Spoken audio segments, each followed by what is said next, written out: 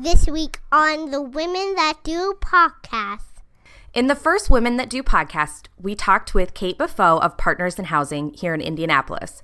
She talked about a woman who was incarcerated for 10 years, lived in one of their housing units, and now works for Partners in Housing. Here is a short clip of Amy Thomas talking about what makes her great as a property manager for the residents at Partners in Housing.